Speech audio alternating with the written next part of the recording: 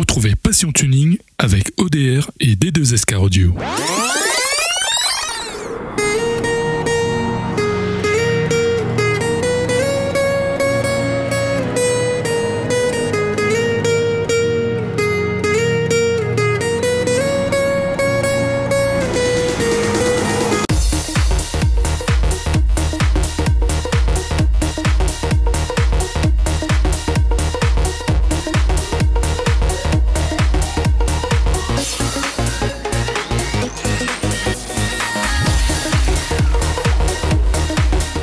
Bonjour à toutes et à tous, soyez les bienvenus dans cette édition de Passion Tuning sur Télécréole. Aujourd'hui, direction le Tampon, revivre en images le carrefour de l'automobile et de la moto.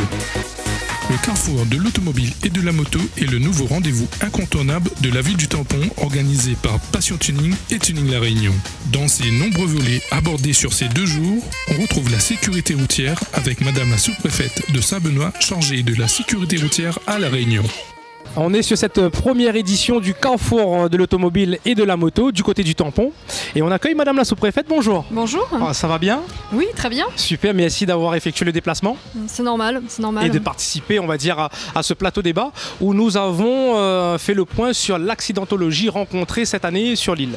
Oui, tout à fait. Alors, l'accidentalité à ce jour de l'année est globalement encourageante puisque nous avons une diminution importante du nombre d'accidents de l'ordre de 15% environ, et surtout une diminution très importante du nombre de blessés, puisque ce sont à peu près 200 personnes qui ont été épargnées par les accidents de la route cette année. En ce qui concerne les tués, nous sommes malheureusement un seuil de stagnation, on va dire, puisque nous avons moins de tués par rapport à la même période l'année dernière. Similaire à l'année dernière. Pratiquement similaire à l'année dernière, ce qui doit nous encourager à multiplier encore nos efforts. Maintenir les actions, pérenniser les actions.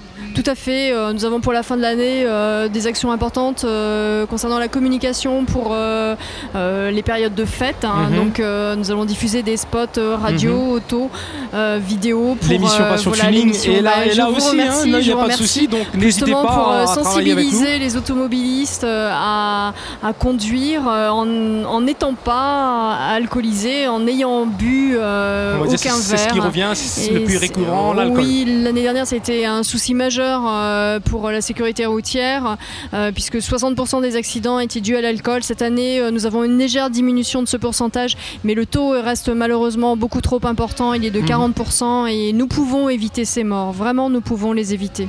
Le message fort pour la population, les automobilistes qui nous regardent? Les automobilistes, soyez attentifs à votre comportement, à votre consommation d'alcool. Si vous buvez, passez le volant à votre compagne, à une connaissance, à un ami. Surtout, ne conduisez pas après avoir bu. Et spécialement ces périodes de fête qui s'annoncent, le plus beau cadeau que vous pouvez faire à votre famille, à votre entourage, c'est de rester en vie. Voilà. Merci beaucoup d'avoir effectué le déplacement sur cette première édition. Je vous en prie, de nous faire confiance surtout. Je vous félicite pour cette initiative. C'est important de parler de sécurité routière partout, mais spécialement dans les manifestations. Nos événements ont un gros potentiel, c'est-à-dire d'attirer des gens. Et justement, pourquoi pas, nous, notre idée, avec tout ce public, de faire de la prévention, de partager un petit peu tous ces on va dire, sujets importants de la vie de tous les jours. Tout à fait. Écoutez, je vous remercie pour cette initiative. Merci beaucoup. Passion Tuning 974. Le carrefour de l'automobile et de la moto a pu voir le jour grâce à la collaboration de la mairie du Tampon pour le site et pour la logistique, ainsi que nos différents partenaires. Les professionnels ont répondu massivement présents et le public aussi sur ces 2 jours chargés en émotions, de belles voitures et aussi du très bon son. Monsieur le député, bonjour. Monsieur le Président, bonjour. Merci bien d'avoir effectué le déplacement sur cette première édition du Carrefour de l'automobile et de la moto au Tampon. C'est un événement que j'apprécie d'abord parce qu'il est temps que l'activité tuning et son salon, qu'ils soient reconnus par les collectivités. J'ai eu à plusieurs reprises l'occasion de rencontrer des jeunes sur le terrain qui sont passionnés de sport automobile, qui font du tuning, qui font quelquefois aussi un peu une activité sur laquelle il faut être prudent, c'est-à-dire la course automobile ou la pousse, pour que nous puissions parler un peu simplement. Ils essayent de se faire entendre auprès de vous, c'est quoi ça? Et qui viennent effectivement interpeller les élus sur la question de la prise en compte de cette activité. L'encadrement, mais aussi un espace pour se international. C'est pour ça que je suis favorable à ce que l'on ait enfin dans le sud un circuit dédié à la pratique sportive, à la pratique du sport automobile. On a un dans le nord, il y en a un dans l'est, il en manque un dans le sud. Bah, peut-être que ça va se faire. Je le souhaite. Mais c'est un travail d'équipe avec vous aussi, oui, de nous aider à mettre tout cela en place. C'est un travail d'équipe, mais je veux aussi dire que ça peut et ça pourrait aussi l'être une initiative privée. C'est-à-dire que effectivement, s'il y a des investisseurs privés qui sont prêts à s'engager par passion, par raison ou par choix économique dans ce style d'investissement, il n'est pas à ce moment-là normal ni acceptable qu'une collectivité ne l'accompagne pas. En tout cas, en ce qui me concerne, si un partenaire privé venait à s'investir pour créer un circuit dans le sud, il aura mon total et soutien. On va dire que c'est en cours. On ne peut pas vraiment très donner heureux de l'apprendre. Voilà, plus d'informations. On attend que la première pierre soit posée parce que les paroles s'envolent. Hein. Après, nous, on attend vraiment que les actions se fassent. Les actes, voilà, hein, dans le sud. Et on espère que cela va vraiment se faire et ensuite collaborer ensemble pour justement encadrer un petit peu tous ces jeunes laissés un petit peu à l'abandon. Et pas que ces jeunes. Hein. Vous avez mon total soutien et je veux vous féliciter parce que la première des difficultés pour la prise en compte de cette activité sportive et de tuning, c'est d'avoir des interlocuteurs représentatifs de l'activité et du sport. En clair, vous êtes aujourd'hui une association qui représente ce sport que j'appelle un sport ou un art. Un art qui représente en tout cas les tuneurs et le tuning.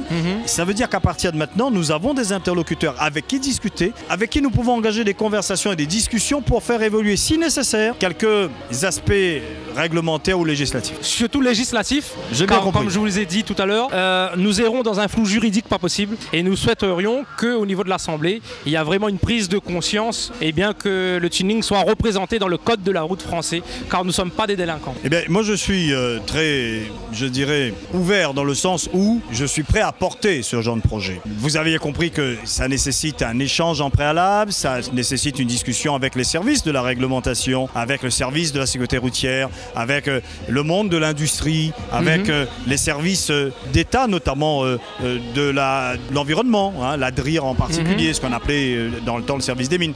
Donc il faut qu'on ait des discussions pour que cette activité bénéficie aujourd'hui d'un encadrement législatif ou réglementaire qui correspond à la réalité de l'évolution de la société. En tout cas, j'y suis très favorable. Très bien. Bah, écoutez, nous, ça nous fait plaisir déjà qu'on est sur la même longueur d'onde, hein, qu'on veut travailler ensemble dans le même sens. Tout à fait. Merci à vous. Et surtout d'avoir répondu présent sur cette première édition, hein, car c'est vrai qu'on nous avons mis en avant 4 volets très importants. Bravo pour votre organisation, bravo pour votre initiative. Et si je peux formuler un souhait, c'est que nous prenons acte aujourd'hui qu'il y ait désormais tous les ans le salon du tuning au tampon.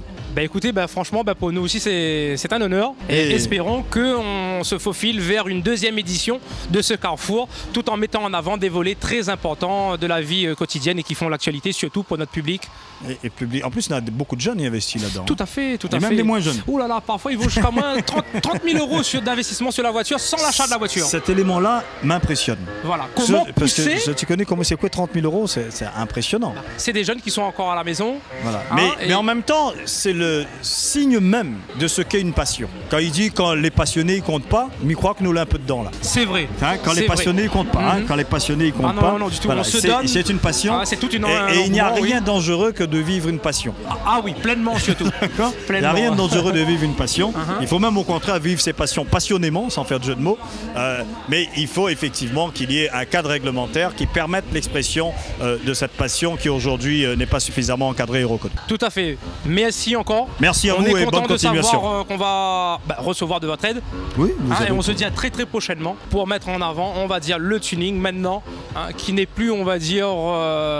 Il faut arrêter de dévaloriser le tuning. Voilà. Le tuning doit acquérir ses lettres de noblesse. Super. Bon, allons travailler là-dedans. Je pense qu'on va se laisser sur ces quelques mots. Merci beaucoup, monsieur le député. Merci, monsieur le président. Bonne continuation. Merci à vous. Et j'espère qu'on va se revoir et avancer sur des points très importants ensemble. Merci, au revoir. Passion Tuning et Racing, votre magazine auto sur Télécréole.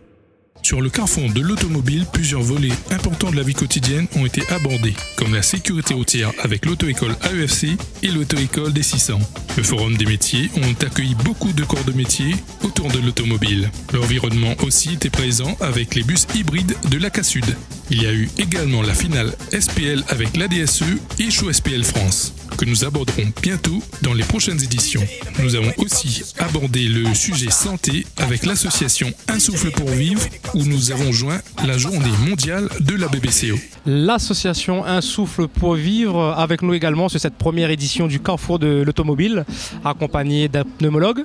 Dans un premier temps, Madame Sylvie Moser. Bonjour. Bonjour, d'abord je me présente, je suis Madame Moser Sylvie, présidente de l'association Un souffle pour vivre. J'ai déjà fait un événement avec Tuning et aujourd'hui il a bien voulu m'accepter, me donner une petite place dans son carrefour, justement pour faire connaître ma maladie, là où est mon combat, faire connaître absolument la BPCO d'une manière ou d'une autre. Et je remercie beaucoup Tuning de s'associer à ma cause, à mon combat. Et aujourd'hui j'ai réussi à tirer un pneumologue derrière moi. Doucement, j'y arrive. Bien sûr, non mais il n'y a pas de souci. Moi je peux expliquer la maladie en tant que malade, mais lui il peut vous expliquer la maladie en tant que médecin. Il y a des choses que moi je ne connais pas. Moi je peux vous expliquer et faire expliquer aux gens ce que l'on ressent en tant que malade, ce qu'on subit. Et le médecin lui peut vous expliquer comment débuter tout ça. C'est très essentiel pour moi qu'il soit avec moi. Tout à fait. Ben, c'est un plaisir pour nous de partager ce moment, surtout vous permettre de faire de la prévention, de quelque part mettre en avant un petit peu les difficultés de la BPCO. L'essentiel est de communiquer. Voilà. Nous on est là pour ça, l'équipe de Passion Tuning. Ça c'est vrai. Voilà. Ça, c'est vrai. Justement, on va faire un petit peu le point avec le pneumologue et en savoir un petit peu plus justement sur cette pathologie assez délicate quand même. Oui, c'est une maladie qui est mal connue et qui pourtant est fréquente. Elle est mal connue parce qu'elle est très insidieuse et progressive. C'est une maladie qui est l'aboutissement de la destruction du parenchyme pulmonaire, là où se font les échanges entre l'oxygène de l'air et le sang. Donc une fois que ce parenchyme pulmonaire est détruit, l'oxygénation du sang ne se fait plus correctement. Cette maladie est favorisée essentiellement par le tabagisme dans 80% des cas. Bon, il y a aussi un peu un rôle de la pollution atmosphérique, mais la principale cause est le tabagisme. Alors le gros problème, c'est que le tabac, pendant des années, les gens fument et s'en aperçoivent pas. Et l'aboutissement de ce tabagisme, il va se traduire vers la cinquantaine par un essoufflement qui va devenir de plus en plus invalidant. Au début pour des efforts minimes et au maximum pour un essoufflement permanent pour les gestes de la vie courante. Le problème de cette maladie, c'est qu'une fois qu'elle est installée, on ne revient pas en arrière. Il n'y a pas de traitement, il y a un traitement palliatif qui consiste à mettre les patients sous oxygène pour améliorer leur confort. Et là on devient ISC, insuffisant respirateur. Mais les dégâts qui se sont produits ne sont pas réversibles, c'est-à-dire qu'on ne peut pas revenir en arrière. Tout l'intérêt de la prévention est de lutter contre ce tabagisme qui fait de gros dégâts, mais des dégâts qui sont retardés. Et alors il est toujours difficile de convaincre un jeune qui commence à fumer à 17, 18, 10 ou 20 ans, de le motiver en lui disant tu paieras ton tabagisme quand tu auras 40 ou 50 ans. Donc c'est là le message est difficile à faire passer chez un jeune de 18 ans qui commence à fumer. Et pourtant, un fumeur sur 3 va avoir cette pathologie quand il sera plus âgé. Donc c'est important parce qu'il va vivre normalement pendant 2 ou 3 décennies et ensuite il va devenir même pas ses vieux jours, parce qu'on n'est pas vieux à 50 ans, il va terminer complètement invalide, alors qu'on aurait pu prévenir ça en évitant de fumer.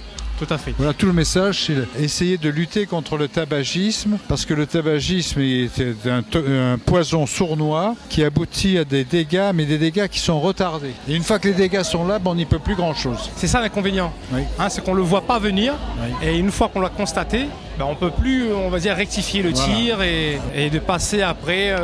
On peut pas. Il y a d'autres maladies qu'on peut traiter. Alors le tabagisme a d'autres inconvénients au niveau du cœur, au niveau du cancer. Ça, c'est des facteurs aggravants après. Qui sont pas non plus des maladies très agréables. Mais donc le tabac est vraiment un toxique majeur pour lequel on n'arrive pas à faire suffisamment prendre conscience aux gens de la gravité et de la nocivité de ce toxique.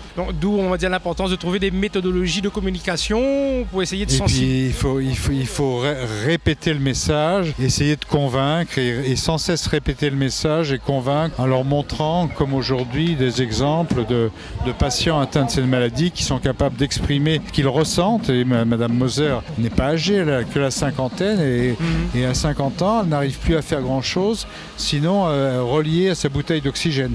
Tout à fait. si ça peut aider certains jeunes ou même des moins jeunes à arrêter de fumer, parce qu'il n'est jamais trop tard pour s'arrêter de fumer. Quelqu'un qui a fumé 10, 20 ans, s'il s'arrête à la trentaine, à la quarantaine, les dégâts sont encore minimes et la maladie ne va pas progresser s'il s'arrête de fumer. À partir du moment où on arrête de fumer, la maladie s'arrête d'évoluer. On ne revient pas en arrière, mais il n'y a pas d'évolution, pas d'aggravation de la maladie. Le message fort du pneumologue, ne pas fumer et pour ceux qui fument d'arrêter. Ben voilà, tout simplement. Écoutez, on vous remercie. Je vous en prie. Allez, au revoir. Au revoir. Passion Tuning vous a été offert par ODR et D2SK Radio.